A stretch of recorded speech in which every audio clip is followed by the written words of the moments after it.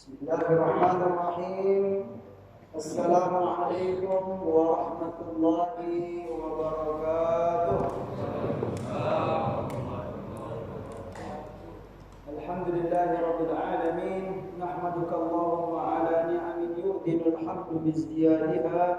Wa nusalli wa nusallimu ala nabiyyina Muhammadin hadil ummati li rasyadiha. وعلى آله وصحبه ما قامت الدروس والسطور لعيون الألفاظ مقام بياضها وسوادها وأشهد أن لا إله إلا الله وحده لا شريك له وأشهد أن سيدنا محمدا عبده ورسوله لا نبي بعده اللهم صل وسلم وبارك على نبينا محمد وعلى آله وصحبه أجمعين. أما بعد قال الله تعالى في القرآن الكريم أعوذ بالله من الشيطان الرجيم بسم الله الرحمن الرحيم يا أيها الذين آمنوا اتقوا الله حق تقاته ولا تموتن إلا وأنتم مسلمون صدق الله العظيم. Jamaah sekalian yang dimuliakan oleh Allah Subhanahu wa taala, para ustadz, para guru, para orang tua kami yang sempat hadir di majelis ini, para tokoh masyarakat, semua kita yang hadir di majelis ini, semoga kita dimuliakan oleh Allah Subhanahu wa taala. Bagi saudara kita, tetangga kita, sahabat kita yang sedang sakit, semoga diberi kesembuhan oleh Allah Subhanahu wa taala. Yang ditakdirkan meninggal atau wafat dalam keadaan musibah ini, semoga beliau-beliau itu disayangi, diampuni oleh Allah Subhanahu wa taala. Amin. Dan bagi yang sedang menghadapi masalah, semoga diberikan jalan keluar oleh Allah Subhanahu wa taala. Amin. Allahumma amin. Bapak Ibu yang dimuliakan oleh Allah Subhanahu wa taala, bersyukur kehadiran Allah Subhanahu wa taala atas segala nikmat yang telah dikaruniakannya kepada kita, kepada kedua orang tua kita dan kepada seluruh hamba yang kita sayangi dalam hidup ini. Salawat dan salam semoga selalu disampaikan oleh Allah Subhanahu wa taala kepada baginda Nabi Muhammad sallallahu alaihi wasallam. Berbahagialah hamba yang selama hidupnya banyak membaca salawat dan salam kepada baginda Nabi. Berbahagialah hamba yang selama hidupnya punya keinginan yang besar untuk menghidupkan sunnah-sunnah Nabi dalam kehidupannya. Dan setiap hamba yang di dalam hatinya ada al-iman, pastilah ia suka dan cinta membaca salawat dan salam kepada baginda Nabi Muhammad SAW. Pertanyaannya, sudahkah kita membaca salawat dan salam kepada baginda Nabi di pagi hari ini? InsyaAllah kita mulai gitu Bapak ya. Ya, kalau dalam bahasa Arabnya hal sallaita 'ala nabi sallallahu alaihi wasallam al-yawm gitu kan istilahnya. Ya. Apakah kita sudah membaca salawat dan salam kepada Nabi sallallahu alaihi wasallam di hari ini? Maksud kita itu di luar salat. Ya, semoga kita membiasakan paling tidak 3 kali. Nah, tapi yang standarnya 10 kali ya, seperti dalam hadis ya, 10 kali di pagi hari dan 10 kali di petang hari. InsyaAllah itu akan besar sekali manfaat dan fadilahnya. Baiklah, kita melanjutkan ya kajian kita, yaitu pembacaan kitab Riyadhus Shalihin. Kemarin kita sudah sampai hadis yang sangat panjang itu, cuman ya perlu di review sedikit, terutama yang bagian akhir ya. Saya Bapak Ibu, istilahnya, terkadang saya itu kalau sudah menyampaikan kajian-kajian itu kalau ada yang keliru-keliru biasanya sedang duduk-duduk itu nanti teringat itu Pak. Nah, jadi untuk pertemuan yang kemarin itu ada beberapa poin yang perlu dibenarkan ya. Barangkali di pertemuan yang lalu saya lupa, saya keliru, saya salah gitu kan. Ada sekitar ya perlu dijelaskan gitu ya Pak ya. Yaitu terakhir tentang hari kiamat itu loh. Sudah al-ihsan. Nah, qala, malaikat Jibril bertanya ya Pak ya. Malaikat Jibril qala fa akhbirni anis saati. Nah, gitu dah. Jadi dalam hadis ini ada 3 poin yang ditanyakan. Yang pertama, mahwal Islam, ya Muhammad, akhbirni anil Islam. Tolong beritahu saya tentang Islam. Yang kedua, anil iman. Yang kedua tentang iman. Yang ketiga, anil ihsan. Ya Pak ya. Tentang al ihsan itu apa? Nah, yang keempat ini anis sa'ah. Ya. Beritahu aku tentang hari kiamat. Ya, tentang hari kiamat. Qala, ya, Rasulullah sallallahu alaihi wasallam menjawab, mal mas'ulu anha bi'a'lama minas sa'il, ya. Tidaklah orang yang ditanya tentang hal itu lebih mengetahui daripada yang bertanya. Qala fa akhbirni an amaratiha. Tolong beritahu aku tentang ciri-cirinya, gitu kan? Qala an talidal amatu rabbataha wa an taral hufatal uratal alata ri'a asya'i yatatawaluna fil bunyan. Jadi di antara ciri-ciri kiamat itu adalah 2 poin ini. Yang pertama, ketika seorang budak, ya, melahirkan tuannya, ya kan? Melahirkan tuannya ini merupakan gambaran buruknya keadaan, ya. Apa istilahnya, yang pada intinya dalam banyak penjelasan hadis itu disampaikan, ya, di akhir zaman itu di antara ciri-ciri kiamat sudah dekat itu adalah banyaknya al-uquq, ya, uququl walidain, durhaka kepada kedua orang tua. Dari mana gambarannya? Jadi si ibu budak, ya Pak ya, digauli oleh siapa? Oleh tuannya, ya kan? Tuan ini merdeka, si ibu budak. Kemudian lahir si anak, ya kan? Anak itu ngikut ibu atau ikut bapak statusnya? Bapak. Berarti dia jadi ya istilahnya jadi tuan juga, said juga gitu kan? Nah, kemudian si anak ini gede, ya, itu ya sebagai gambaran gitu. Misalnya si bapak ini sebagai apa istilahnya sultan atau al-amir gitu Pak ya. Atau ya seorang raja lah. Tetapi dia menggauli si istri ini sebagai budak. Ya, sultan lah kita kasih contoh. Si bapak sultan menggauli siapa? Budaknya atau ya pembantunya lah, budak lah gitu ya, budak. Kemudian lahir anak. Itu keadaan yang buruk digambarkan. Lahir si anak juga apa posisinya jadi kalau sudah gede jadi apa dia? Jadi sultan juga, jadi raja. Nah, si anak jadi raja ini dia itu sudah apa? Menghukumi si ibunya tadi karena ibunya budak gitu loh. Nah, gitu. Artinya apa? Durhaka. Itu gambarnya apa istilahnya? Dia mengatur ibunya. Ya, karena posisi tadi, Pak. Jadi ini gambaran sebagai apa, seorang anak sudah apa istilahnya gitu kepada orang tua gitu loh. Ya durhaka itu apa maknanya. Di dalam sebagian penjelasan gitu, para ulama juga menyampaikan itu menggambarkan buruknya keadaan, ya Pak ya. Banyaknya fawahish, perbuatan-perbuatan keji, ya. Betul, iya. Di minggu yang lalu saya sampaikan ya perzinaan, selingkuhan banyak di mana-mana gitu loh. Nah, itu sebagai ciri-ciri ya.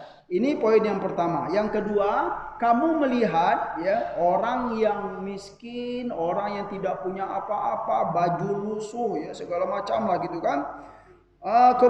Dia sebagai apa? Penggembala kambing gitu kan. Tetapi apa? Pekerjaannya ya tatawaluna fil bunyan. Mereka berlomba-lomba untuk membangun gedung-gedung yang tinggi. Ya, ini gambaran sebagai apa? Gambaran bahwa sudah banyak perkara-perkara atau bidang-bidang ilmu diduduki atau dijalankan oleh orang yang tidak mampu. Wah, itu gambarannya. Iya, betul. Ya. Berarti dalam hadis ini 2 penjelasan, ya, 2 inti yang disampaikan oleh Rasulullah SAW tentang di antara ciri-cirinya itu begitu, ya. Kemudian tsumman talaqa, ya, kemudian yang bertanya tadi intalaqa, pergi, ya. Falabithtu maliyan.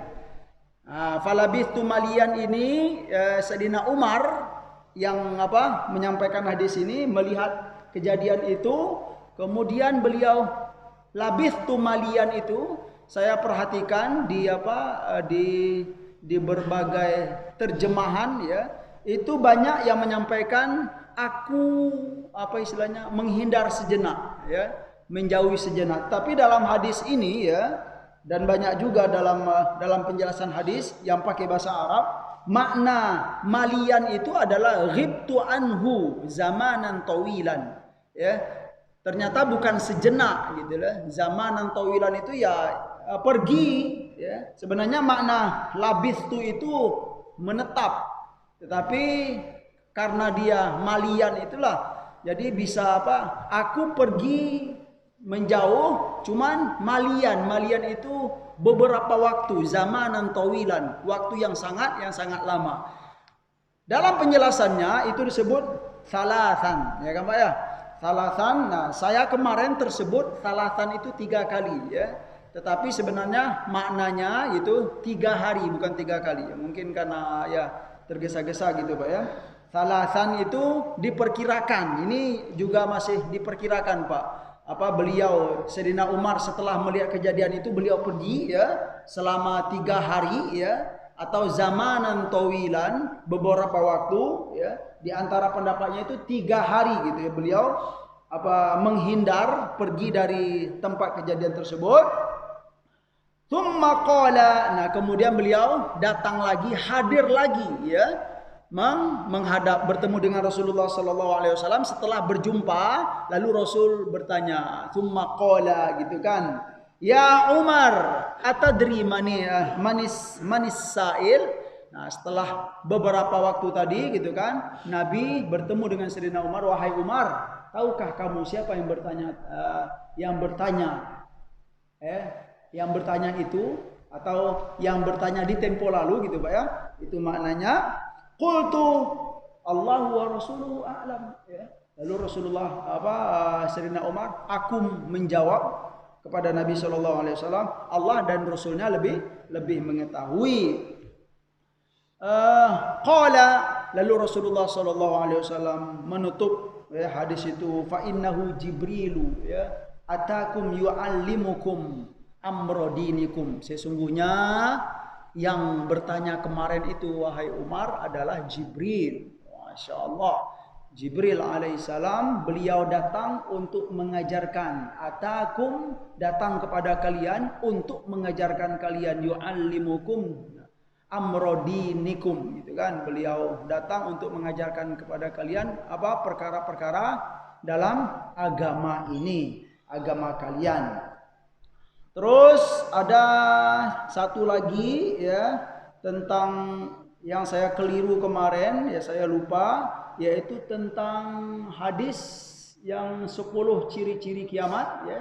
Sudah kita sampaikan seperti dalam hadis yang pertama ad-dukhon, ad-dajjal, kemudian dabbah, kemudian setelah dabbah tulu'i syamsi min maghribiha, kemudian nuzul Isa, kemudian Ya'juj wa Ma'juj, kemudian salah satu khusuf. Nah, salah satu khusuf ini saya kemarin tersampaikan gitu ya. Sebenarnya ya kita sudah tahu gitu, sudah memaklumi makna khosf itu dalam bahasa Arab ada 2. Khusuf itu dia berasal dari kata khosafa ya. Khosaf itu yang pertama maknanya gerhana, yang kedua adalah khosafa yang terjadi pada Qorun. Nah, saya tersampaikan kemarin yang gerhananya gitu Pak ya. Khosaf, salah satu khusuf itu yang dalam hadis ini adalah khosfun bil masyriq wa khosfun bil maghrib wa khosfun bi jaziratil Arab ya. Bi jaziratil Arab. Khosfun makna yang dimaksud oleh Rasulullah sallallahu alaihi wasallam dalam hadis sebagai ciri-ciri ya hari kiamat yang kubro, yaitu khosfun bil maghrib. Khosfun itu adalah bumi terbelah. Khasaf ya. Bumi terbelah di timur dan bumi terbelah di barat, dan banyak bumi terbelah di mana bi jaziratil Arab. Masuk terbelah di sini perlu dijelaskan lagi ya. Ternyata khosaf itu ada makna lebih detail. dalam bahasa Arab itu ada makna khosaf, ada makna zilzal. Zalzalah gitu loh Pak ya. Zalzalah itu apa istilahnya? Goncangan, seperti dalam surat Zalzalah. Idza zulzilatil ardu zilzalaha. Ketika bumi menggoncangkan goncangannya, zilzalah, zilzal. Dia ada kemiripan, ada khosaf, ada zilzal. Ya, khosaf ini ada di akhir surat Al-Qasas, yaitu tentang Qarun ya. Apa kata Allah Subhanahu wa taala setelah Qarun berbangga-bangga gitu ya? Hartanya banyak, kemudian ya inna mafatihahu latanu bil usbati ulil quwah gitu ya. Gambaran harta Qarun itu kunci apa? Kunci hartanya saja dipikul oleh onta yang gede. Iya. Kemudian ketika dia ditanya gitu kan, "Oh, ini adalah hasil keringatku," kata Qarun gitu kan. Wah, ya mulai sombong, mulai lupa diri. Kemudian kata Allah Subhanahu wa taala, fa khosafna bihi wa bidarihil ardh. Ya. Ini makna khosaf yang dimasukkan dalam hadis ini. Fa khosafna bihi wa bidarihil ardh. Lalu kami benamkan ia, ya, dan wa bidarihi, dan rumah-rumahnya si Qarun itu ya ke dalam bumi. Cuman beda zilzal dan khosaf. Beda zilzal dan khosaf itu, kalau zilzal itu hanya goncangan saja, Pak. Nah, kayak kita ya gempa bumi, itu zilzal. Tapi kalau khosaf, Allah goncangkan bumi ini, kemudian Allah belah. La ilaha illallah. Mengeri sekali. Kemudian setelah dibelah, dimasukkan, dibenamkan, kemudian tutup lagi. Ya, itu makna khasaf. Kira-kira mana yang lebih mengerikan, zilzal atau khasaf? Nauzubillah kita dari khasaf ini ya. Ya kalau zilzal mungkin bisa ngatur posisi gitu Pak ya. Tapi kalau nauzubillah, kalau zilzal kemudian dibelah oleh Allah, kemudian nauzubillah. Dan ini digambarkan ya, kita diperintahkan oleh Rasulullah SAW untuk berlindung dari khasaf ini. Yaitu diajarkan oleh Nabi SAW dalam dzikir pagi dan petang Bapak Ibu. Ya, dzikir pagi dan petang itu diajarkan. Dari yang mana? Dari dzikir yang mana? Allahumma hfazni min baini yadayya wa min khalfi wa an yamini wa an shimali wa min fawqi wa min fawqi wa a'udzu bi'azamatika an ughtal min tahti. Ini dia. Yang terakhir ini poin makna khosaf, seperti yang dijelaskan oleh para ulama ya, makna doa Nabi ini.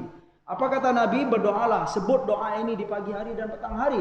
Allahumma hfazni, ya Allah jaga hamba ya Allah, min baini yadayya, dari sisi depan ya, min baini yadayya dari depan, wa min khalfi, dan dari belakang, jaga hamba ya Allah ya.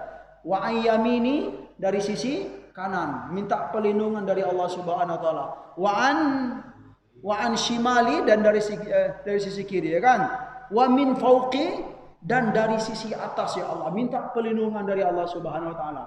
Dari atas, yang terakhir inilah wa a'udzu bi'adzamatika an ughtal min tahti, dan aku berlindung dengan kemuliaan dan keagunganmu wahai Allah Subhanahu wa taala, dari apa? An ughtal min tahti ya. An ughtal min tahti inilah maknanya khosaf. Min tahti itu dari bawahku, tapi makna an ughtala ya. An ughtala itu adalah hamba berlindung ya Allah kepada dengan kekuasaan dan keagunganmu dari apa? Dari al-ightiyal min tahti. Artinya apa?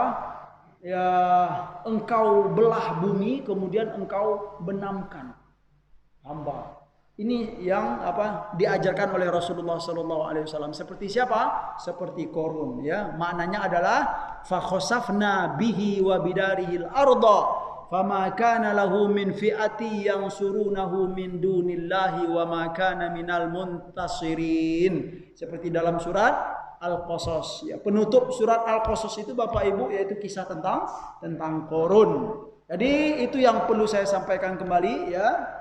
Semoga lebih jelas ya, maafkan saya ya karena memang ya tergesa-gesa, kemudian ya harap maklum, itulah manusia gitu, terkadang lupa, terkadang ya pikirannya kacau balau gitu. Ya subhanallah, ya sudah selesai Bapak Ibu hadis tentang apa? Tentang muraqabah yang pertama ini, alhamdulillah.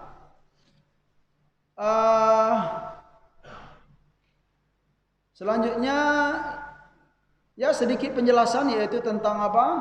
Kehadiran Jibril itu adalah sebagai gambaran mengajarkan kepada kita bagaimana seorang murid atau thalibul ilmi itu mencari ilmu. Nah, dia begitu. Jadi orang apa istilahnya mencari ilmu dalam Islam itu memang harus memperhatikan adab-adab dan apa istilahnya ya akhlak-akhlak dalam mencari ilmu. Itulah yang diajarkan oleh malaikat Jibril. Bagaimana beliau duduk ya dengan penuh khusyuk dan fokus di hadapan Nabi sallallahu alaihi wasallam dan memperhatikan Rasulullah sallallahu alaihi wasallam. Itulah gambaran ya. Apa istilahnya duduk dekat-dekat ya memang ya. Ada yang menyampaikan bagaimana sih sebenarnya gitu kan posisi kita dalam majelis ilmu itu ya kalau dalam hadis ya dekat-dekat gitu. Tapi sekarang ini kita belum diperbolehkan untuk rapat-rapat Pak. Tapi ada di sebagian masjid Pak gitu ya. Ada sebagian masjid sekarang dianjurkan jamaah apa merapat ke depan. Iya memang itu gambaran majelis Rasulullah sallallahu alaihi wasallam dari hadis yang kita baca. Baiklah. Selanjutnya hadis yang kedua ya, tentang babul muraqabah ini, yaitu ya an Abi Dzar Jundub ya, ibni Junada wa Abi Abdurrahman Muadz ibni Jabal ya, Muadz bin Jabal an Rasulillah sallallahu alaihi wasallam ya, dari Abu Dzar Jundub bin Junada wa Abi Abdurrahman Muadz bin Jabal dan Abu Abdurrahman Muadz bin Jabal an Rasulullah sallallahu alaihi wasallam, dari Rasulullah sallallahu alaihi wasallam qala ya, dalam hadis ini Nabi bersabda, Nabi berkata, ittaqillaha haitsuma kunta wa atbi'is sayyi'atal wa atbi'is sayyi'atal hasanata tamhuha wa khaliqin nasa bi khuluqin hasanin. Ya, ini hadis ada juga dicantumkan oleh Imam Nawawi dalam Arba'in beliau, karena ini memang hadis penting. Ada Arba'in Nawawi namanya Bapak Ibu. Ada kitab yang sangat terkenal dalam Islam, kitab hadis dasar ya.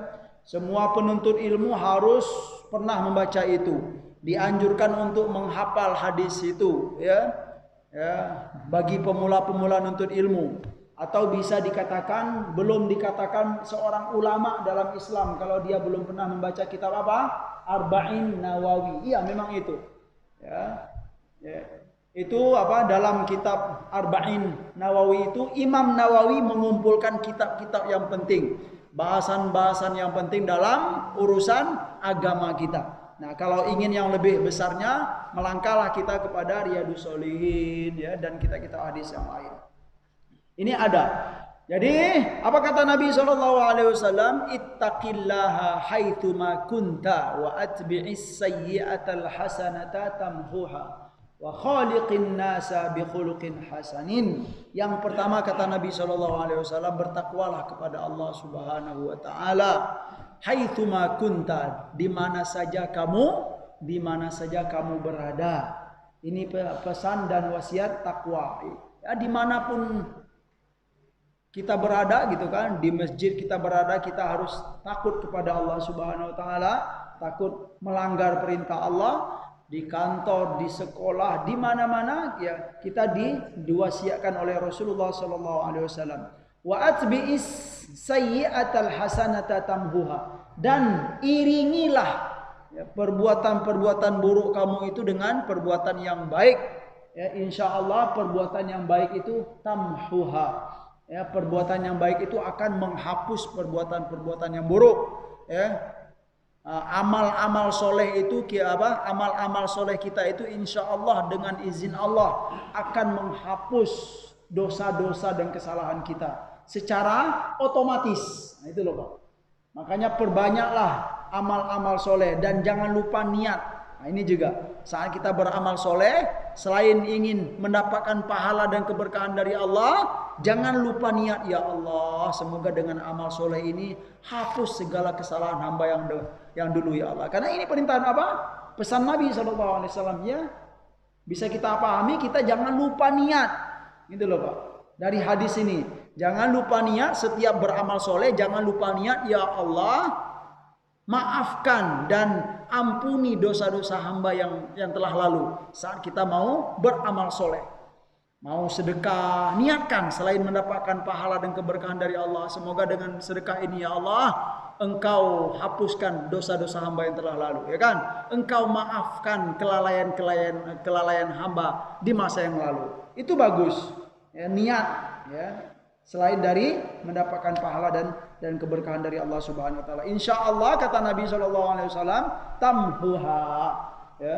Perbuatan yang amal-amal soleh itu akan menghapuskan segala dosa-dosa kita. Yang ketiga, wa khaliqin nas bi khuluqin hasanin, dan berakhlaklah ya, beretikalah kalian, bergaullah dengan manusia dengan akhlak-akhlak yang baik, kata Rasulullah sallallahu alaihi wasallam. Lughatul hadis ya, ittaqillaha ya. Yang pertama, makna takwa itu apa? Kita menjadikan ya, ij'al bainaka wa baina iqabillahi wiqayatan ya. Makna takut kepada Allah atau takwa kepada Allah, sebenarnya makna takwa ini banyak ya. Kalau kita lihat dalam berbagai referensi ya, dalam kitab-kitab klasik Islam, di antaranya ya, takwa itu adalah jadikan di antara kamu dan siksa Allah itu apa? Wiqayatan. Wiqayah itu sebagai pelindung. Artinya apa? Kita dan siksa Allah itu buat batas. Nah, itu dia. Itu di antara definisi takwa, ya kan? Kita dan azab Allah itu bikin pembatas. Artinya apa? Ya, jauhkan diri kita dari siksa Allah, dari murka Allah Subhanahu wa taala. Itu apa? Juga termasuk makna takwa kepada Allah Subhanahu wa taala. Wa dzalika bi fi'li awamirihi wa tarki nawahihi, gitu ya. Dengan cara apa? Ya, menjadikan di antara kita dan azab Allah itu sebuah pembatas, ya, caranya melaksanakan segala perintah Allah dan menjauhi segala larangan Allah Subhanahu wa taala. Itu cara takwa, dan ini memang definisi yang paling banyak dipakai ya Bapak Ibu ya. Dalam khutbah Jumat kita sering mendengarkan, setiap Jumat kita sering mendengarkan ya, mana takwa itu adalah melaksanakan perintah Allah dan menjauhi segala larangan Allah. Kalau boleh juga kita ada definisi yang menarik juga sih, sederhana gitu. Di antara definisi takwa itu adalah di mana ada perintah Allah, di sana saya hadir. Dan di mana ada larangan Allah, di sana saya alpa. Wah, itu dia. Bagus juga. Ya, miriplah dengan melaksanakan segala perintah Allah dan menjauhi segala larangan Allah. Ada juga definisi yang terkenal juga dalam kitab-kitab klasik, yaitu apa? Takwa itu adalah al-khawfu minal jalil wal amalu bit tanzil wal isti'dad li yaumir rahil. 3 poin ini, Bapak Ibu, di antara makna takwa itu adalah al-khawfu minal jalil, takut kepada Allah Subhanahu wa taala ya. Yang kedua, wal amalu bit tanzil, mengamalkan isi Al-Qur'an. Itu makna takwa ya. Enggak cukup hanya takut kepada Allah saja. Tapi dalam kehidupan sehari-hari kita harus berusaha untuk mengamalkan Al-Qur'an, mengamalkan syariah-syariah Allah Subhanahu wa taala. Yang ketiga apa? Harus dipenuhi, yaitu wal isti'dad liyaumir rahil, mempersiapkan diri untuk liyaumir rahil. Rahil itu adalah ya liyaumi, mempersiapkan diri untuk menghadapi suatu hari di mana di hari itu kita ar-rahil. ya, kita menjadi musafir. Artinya apa, Pak? Mempersiapkan diri kita menghadapi suatu hari di mana di hari itu kita kembali kepada Allah Subhanahu wa taala. Itu makna takwa. Ya mungkin yang poin ketiga ini sesuai dengan firman Allah dalam surat Al-Baqarah, yaitu penutup dari ayat riba. Wattaqu yawman turja'una fihi ilallah, ya kan? Wattaqu yawman turja'una fihi ilallah thumma tuwaffa kullu nafsin bima kasabat wa hum la yudhlamun. Wattaqu yawman turja'una fihi ila Allah thumma tuwaffa kullu nafsin ma kasabat wa hum la yudhlamun, ya. Takutlah kalian, kata Allah Subhanahu wa taala, yauman, suatu hari yang mana di hari itu turja'una ila Allah. Di hari itu kamu dikembalikan kepada Allah Subhanahu wa taala. Ini di antara makna atau definisi dari takwa tersebut. Mempersiapkan diri untuk di hari yang mana di hari itu kita kembali kepada Allah Subhanahu wa taala, yaitu di hari kematian kita. Dan ini hak, ya, menjadi sebuah yang hak, yang benar. Dari itu kita bagi hamba yang takwa, yang ada rasa takut kepada Allah, tentu dia selalu berusaha untuk mempersiapkan dirinya menghadap Allah Subhanahu wa taala, di mana saat kita menghadap Allah Subhanahu wa taala kita akan diminta pertanggungjawaban, ya Pak, ya. Umur yang diberi dipakai kemana, ya. Badan sehat yang diberi oleh Allah digunakan untuk apa? Diberi harta oleh Allah Subhanahu wa taala, dari mana didapat dan kemana digunakan, semuanya akan diminta pertanggungjawaban oleh Allah Subhanahu wa taala. Terus wa atbi'is sayyi'atal hasanata, dan iringilah perbuatan buruk itu dengan perbuatan baik, ya, maka perbuatan baik itu akan menghapuskan. Artinya apa? Kalau kita pernah berbuat salah dan dosa, ya, perbanyaklah untuk beramal soleh. Tetapi jangan salah pahami ini, Pak, gitu kan. Kalau kita lihat dalam hadis ini,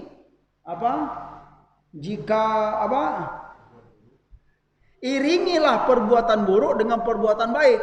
Nah, jadi dia berbuat buruk dulu gitu loh, Pak. Sengaja berbuat buruk. Ya, karena itu kata Nabi, katanya gitu kan. Berbuat buruklah kamu, kemudian diiringi perbuatan buruk itu dengan perbuatan baik gitu. Sengaja udah berbuat buruk dulu gitu kan. Setelah berbuat buruk, mengiringi perbuatan yang buruk tadi dengan yang buruk, yang baik, ya. Itu keliru. Sengaja untuk berbuat buruk, ya, berbuat dosa sengaja, kemudian sengaja pula untuk menghapus, itu tidak benar. Dan ini Bapak Ibu, ya, kalau kita perhatikan, kalau kita renungkan, mungkin kita pernah melihat, ya, masing-masing kita, ya, pengalaman dalam kehidupan sehari-hari, ya, na'udzubillah. Dan kalau kita menemukan hal itu, ya, hal ini terdapat seolah-olah dia meremehkan hukum Allah, gitu loh, tidak menghargai hukum Allah, ya kan. Udah berbuat dosa dulu lah gitu kan. Setelah berbuat dosa, berbuat baik gitu. Karena apa? Karena dia akan menghapus dosa-dosa tersebut. Ya, contoh sederhana lah. Mungkin ada seorang hamba gitu kan. Dia punya banyak harta, ya, selama di kampung di Indonesia ini dia berbuat kelalaian, banyaklah dosa-dosa dilakukannya. Kemudian dia setelah itu pergi haji deh katanya gitu kan, atau pergi umroh gitu kan, minta ampun kepada Allah Subhanahu wa taala gitu kan. Iya, berumroh dan berhaji itu menghapuskan dosa. Tetapi perlu menjadi catatan, saat kamu berbuat dosa, ya, sengaja berbuat dosa, kemudian setelah itu nanti kita minta ampun kepada Allah, itu nggak boleh, ya. Kekeliruan, ya. Dosa yang akan dimaafkan dan diampuni oleh Allah Subhanahu wa taala itu ya dosa yang dilakukan oleh hamba dengan kelemahannya, dengan kelalaiannya, ya, dengan apalagi memang saat-saat memang nggak berdaya lagi, lalu si hamba itu berbuat dosa gitu kan, lupa atau lalai atau lemah, ya, inilah dosa-dosa yang akan diampuni oleh Allah Subhanahu wa taala. Artinya apa? Yang sesuai dalam hadis ini gitu loh. Artinya bahwa ya jangan sampai kita itu berbuat dosa itu memang karena kesengajaan gitu loh. Karena memang apa istilahnya ya sengaja gitu loh. Dimulai dengan berbuat dosa, kemudian nanti berkata gitu kan, Allah Maha Pengampun. Ya. Nauzubillah. Ya. Itu pemahaman yang tidak baik. Wa khaliqin nas bi khuluqin hasanin, dan bergaulah kepada manusia dengan akhlak yang baik. Al hasanatu, ya, poin-poin inti dari hadis ini bisa kita sampaikan yaitu al hasanatu tamhus sayyi'ah. Yang pertama, amal-amal soleh itu menghapus dosa, ya.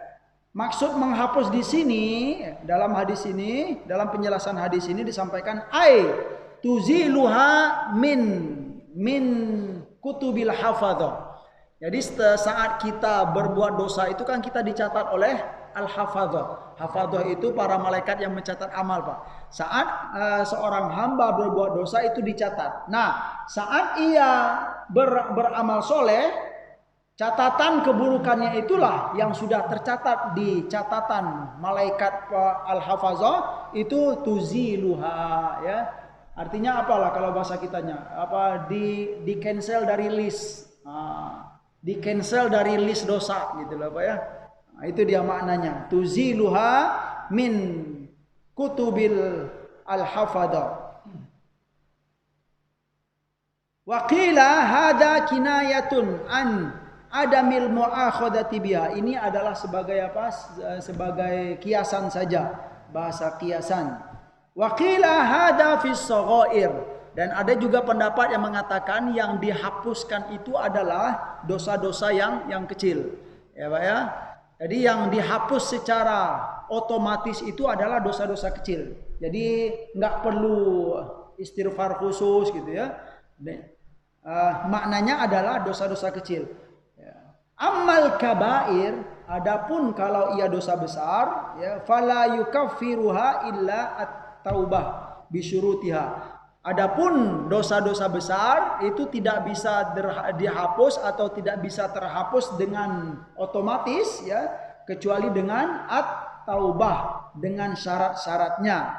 Wa hadza fi ghairil ma'asi al-muta'alliqah bi huquqin nas li'annahu yustaratu fiha al-ada awil husul 'ala al-musamahati idafatan ila syurutis sabiqah. Kenapa? Dan ini ya tidak berkaitan dengan dosa-dosa dan ini bukan pada dosa-dosa yang berkaitan dengan manusia atau dengan hak-hak manusia. Karena kalau dosa-dosa yang berkaitan dengan hak manusia, dia disyaratkan untuk apa? Menunaikan, ya, atau meminta maaf al-musamahah. Ya, selain dari syarat-syarat yang tiga itu seperti yang disampaikan oleh Al-Imam Nawawi di awal kitab Riyadhus Shalihin, ya kan? Yang jelas syarat untuk bertaubat kalau kepada Allah itu tiga saja, ya.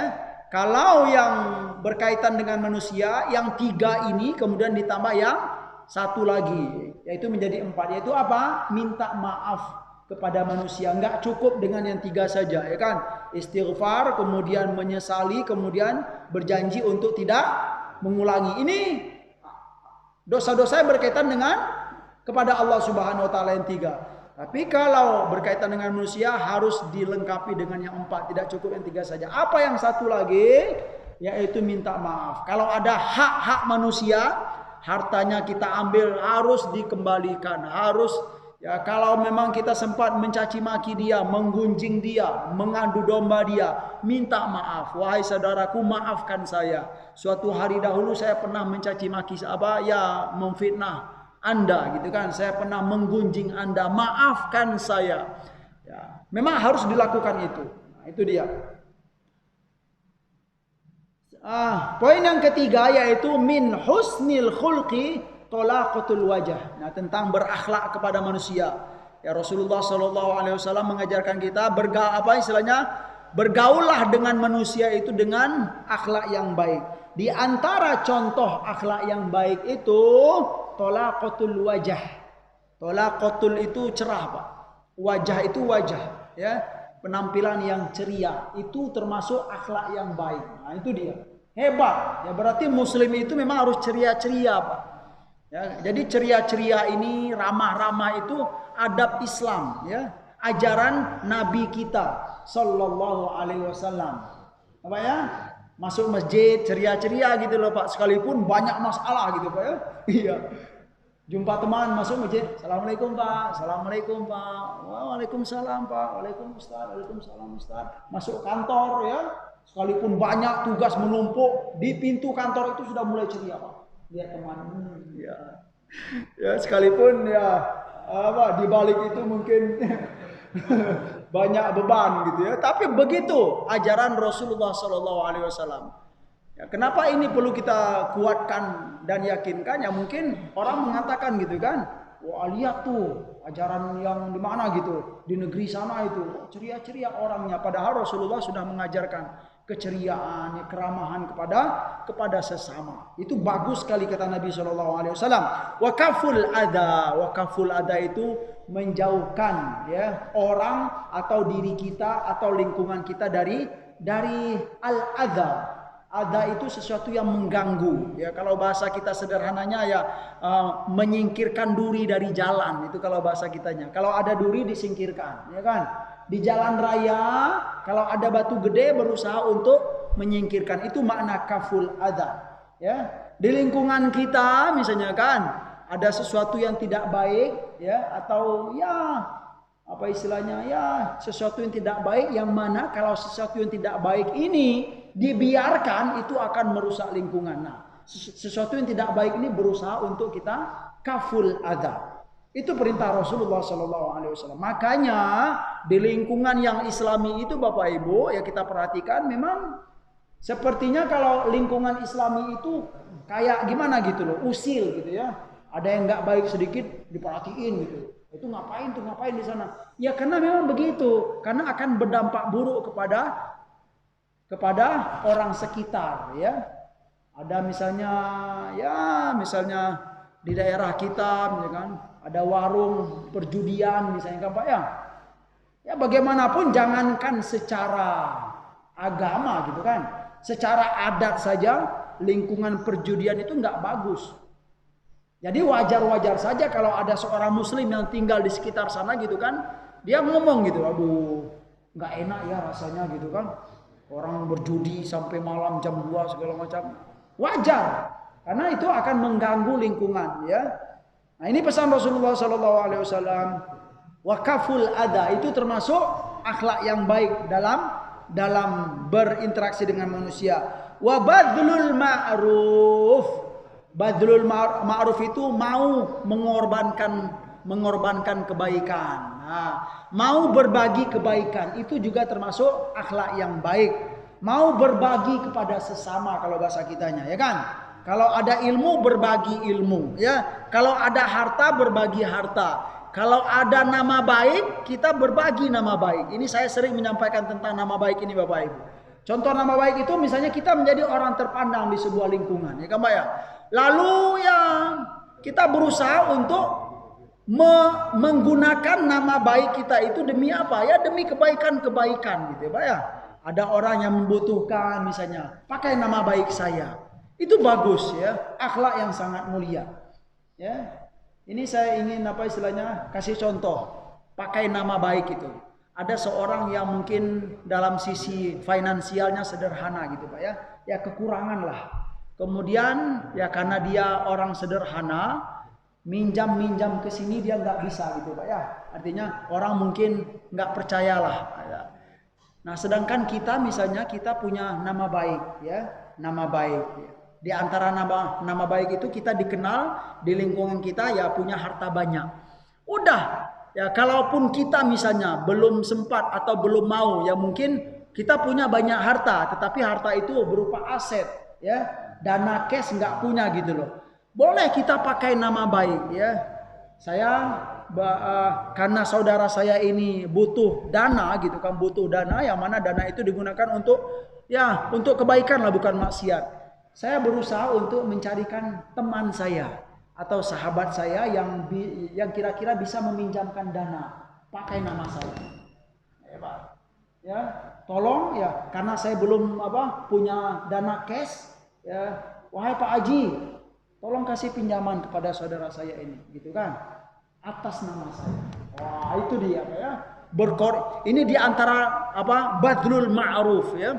Mengorbankan nama baik demi apa? Membantu saudara kita. Contoh yang lain silakan Bapak Ibu yang kasih contoh ya. Ini contoh sederhana yang kita sampaikan. Wa badlul ma'ruf. Terus yang terakhir, wa muamalatun nas bimithli ma tuhibbu an yu'amiluka. Memperlakukan manusia seperti sebagaimana kita ingin diperlakukan oleh orang lain. Itu maknanya. Wa muamalatin nas bimithli ma tuhibbu an yu'amiluka. Ya. Memperlakukan orang lain sebagaimana kita suka ya, atau cinta atau senang diperlakukan juga oleh orang lain. Artinya apa? Ya sederhana sekali gitu kan. Kalau kita ingin dihargai oleh orang, berarti kita berusaha untuk menghargai orang.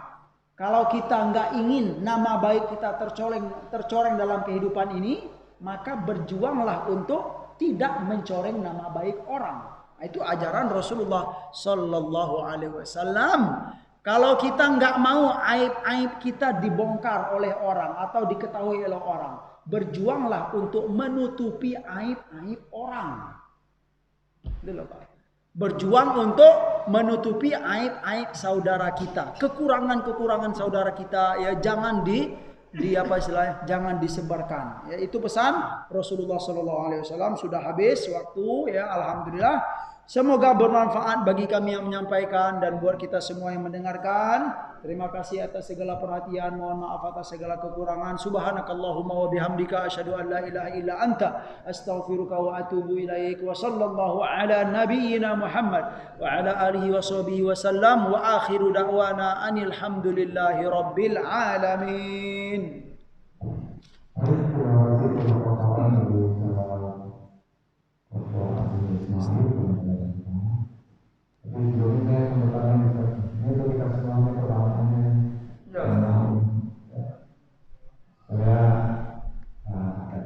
Masya Allah. Saya dulu ya saudara. Yang pertama tentang hadis tadi yang disampaikan wa antalidal abatu sayyidah. Ini maknanya kiasan atau makna hakiki. Yang kedua, di dalam Al-Quran disebutkan walladzina yuhafizuna furujahum illa ala azwajihim aw ma malakat aymanuhum. Dan orang-orang yang beruntung di antaranya, orang-orang beriman yang beruntung di antaranya adalah yang memelihara kemaklumannya kecuali kepada istri-istrinya dan budak-budak perempuannya. Apakah masih berlaku sampai sekarang? Apakah budak itu masih ada? Terkait dengan nanti habis tadi sebenarnya kalau dikaitkan gitu ya. Terus yang ketiga, ini pertanyaan tadi tentang badlul ma'ruf, artinya mengorbankan kebaikan karena kebaikan. Ini ada kejadian kita. Ada kata kawan kemarin kena COVID, meninggal. Terus setelah itu dia punya utang ternyata di koperasi. Tapi sesungguhnya sebenarnya yang utang bukan dia, yang utang saudaranya atas nama dia. Lalu bagaimana ini? Siapa yang menanggung dan kemudian siapa? Kemudian bagaimana saudara-saudara? Terima kasih. Barangkali yang kedua, silakan. Terima kasih. Waalaikumsalam. Yang tadi jabarkan mengenai amalan baik untuk menghapus dosa kepada Allah dan sesama manusia. Bagaimana jika seorang anak yang telah mendurhakai orang tua dan orang tua itu sudah meninggal? Menurut Ustaz gimana? Ya, insya Allah. Mungkin ada amalan kiranya kita pernah mundur dari perempuan. Ya. Itu aja Pak, terima kasih. Ya. Baik ya. Pertanyaan pertama yaitu tentang seorang budak melahirkan tuannya, ya kan Pak ya? Tuannya itu siapa tadi? Mulanya si anak ya, si anaknya itu kan seorang budak karena digauli oleh bapaknya sultan atau raja gitu kan. Kemudian si anak lahir. Nah, si anak lahir ini kalau gede dia menjadi apa Pak? Menjadi tuan. Itu dia, menjadi tuan ya, karena kalau dia menjadi tuan dia ngatur ibunya, itu dia. Ya. Itu apa makna secara itunya, secara lafziahnya, tetapi ini sebenarnya memang kiasan Ustaz. Ya, kinayatan. Kenapa kinayatan? Dikuatkan tadi dari apa firman Allah dalam surat Al-Mu'minun, walladzina hum li furujihim hafiduna illa ala azwajihim aw ma malakat aymanuhum. Coba pertanyaannya, seorang sultan tadi ketika dia menggauli budaknya itu berdosa nggak dalam hukum Islam? Tidak. Ya, dia halal sebenarnya. Ya, betul, dia halal. Dia halal karena dia budak ya. Nah, dia halal. Yang permasalahannya adalah si anak ketika besar menjadi raja, menjadi sultan, setelah dia menjadi sultan itu dia mengatur ibunya. Ya, karena ibunya tetap budak, si anak dia ngikut si bapak gitu loh. Nah, mengatur ibunya itulah gambaran dari apa? Kedurhakaan. Nah, ibu masa diatur-atur? Itu ibu kamu, sekalipun dia budak tapi ibu kamu nggak layak untuk begini-begini, nggak layak. Ya, jadi ini adalah makna kiasan memang, ya, kinayatan. Nah, pertanyaannya, budak itu kan zaman dahulu ya kan? Zaman sekarang masih adakah budak? Tidak ada lagi. Nah, karena budak tidak ada lagi, ya. Dari sinilah kita bisa pahami juga, ya, sebagian para ulama mengambil kesimpulan karena budak tidak ada lagi, itulah makna gambaran buruknya keadaan, ya, ada banyaknya perzinahan, ya Bang. Ya, saya dapat penjelasan itu Ustaz dari apa? Saya punya dua buku tentang syarah Arba'in Nawawi. Yang pertama Al-Wafi, itu syarahnya. Kemudian syarah dari Imam Taftazani juga saya baca itu gitu kan. Di antara maknanya adalah wamin ma'ani adalah inna kinayatun gitu ya. Hadis itu adalah sebagai kiasan saja terhadap apa? Su'iz zaman. Nah, buruknya keadaan zaman. Sekarang kita pertanyaan bagi kita. Keadaan itu sudah banyakkah kita lihat zaman sekarang? Nauzubillah ya. Karena memang budak itu tidak ada. Jadi kalau ditanya budak itu masih adakah zaman sekarang? Ya, budak itu tidak ada lagi. Sedangkan kalau perkara budak milkul yamin itu dihalalkan dalam al-Islam, yaitu zaman dahulu ya, di zaman ya para Rasulullah sallallahu alaihi wasallam. Yang jelas penutupan, penghapusan perbudakan itu di akhir di kapan Pak? Di Haji Wada Rasulullah sallallahu alaihi wasallam ya. Itu tidak ada lagi ya. Perbudakan itu ya Islam yang menghapus. Perbudakan itu sudah ada sebelum Islam dan sangat gencar sekali. Nah, cuman memang budak nggak ada zaman sekarang, tetapi memperlakukan orang sebagai budak ya sangat banyak sekali. Nauzubillah ya. Perdagangan manusia itu perbudakan sebenarnya Pak ya. Ya, sekalipun budak nggak ada tapi melakukan manusia seperti budak sangat banyak sekali. Gitu Ustaz. Jadi budak itu tidak ada. Terus apa lagi Ustaz? Ya, sebentar. Ya. Masya Allah.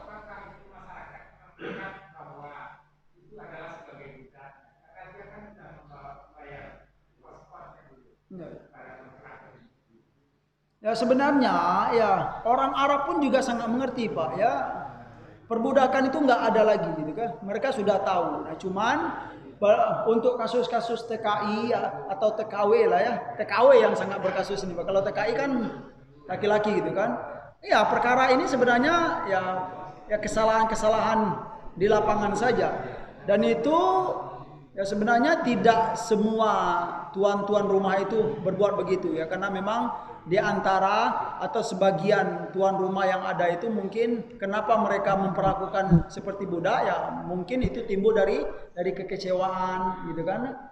Iya, ini sudah menjadi rahasia umum, Pak. Ya, dari mana kecewa itu? Ya karena jadi orang-orang di Timur Tengah itu mereka minta pembantu itu, mencari pembantu itu lewat itu, Pak, apa istilahnya, lewat calo atau perusahaan resmi lah gitu kan. Nah, mereka punya kriteria gitu. Setahu saya gitu pada kasus-kasus ini gitu kan. Punya kriteria. Nah, di antara kriteria yang disukai oleh orang Arab itu zaman sekarang itu, Pak, paling tidak dia bisa mengaji, tetapi yang lebih keren itu adalah bisa bahasa Inggris. Jadi orang Arab itu kalau bisa bahasa Inggris itu keren sekali. Iya. Nah, TKW kita kan ya, jarang yang bisa bahasa Inggris gitu loh. Nah, pas nyampe di Arab sana, banyak yang mungkin yang tidak sesuai dengan kriteria. Dana sudah banyak diberi gitu kan. Nah, itulah mungkin ya terjadi kekecewaan gitu lah. Banyak yang yang diperlakukan sebagai yang lain. Gitu, Pak. Misalnya. Ada sebagian kelompok muslim gitu yang mengatakan bahwa perbuatan itu masih ada dengan memaknai ayat tadi. Ada yang berkata seperti kalau saya bilang itu sudah dihapus, ya. Dihapus oleh perbuatan Nabi, oleh para sahabat Nabi, dan juga ya, hadis Nabi SAW. Itu betul. Ini bagaimana dengan memaknai tadi ayat tadi? Apakah masih berlaku?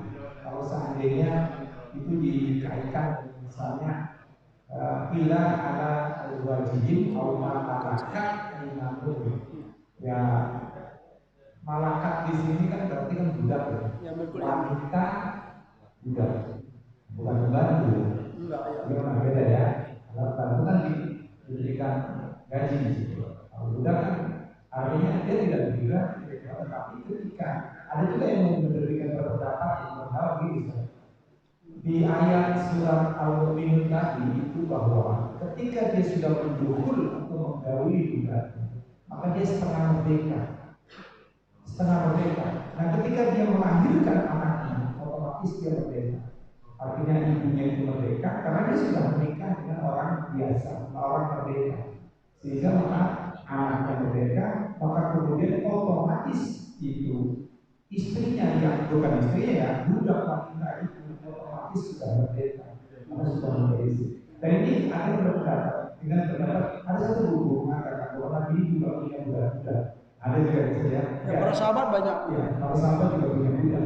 Nah itu bagaimana bisa Yang jelas kalau saya pribadi lebih condong kepada pendapat ya dalam fikih Islami itu perbudakan itu nggak ada lagi.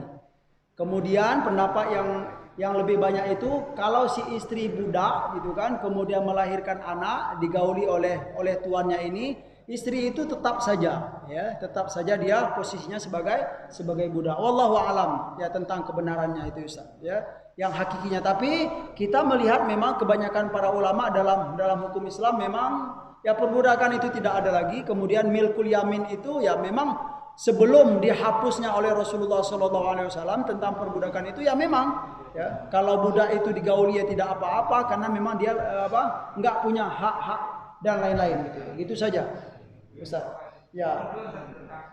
Badrul Ma'ruf ya, tentang Badrul Ma'ruf tadi ya sangat bagus sekali ya apa yang disampaikan oleh Ustaz Alim. Contoh ini realita, ada orang yang membantu saudaranya pakai nama baiknya, contohnya minjam duit kemudian dia meninggal.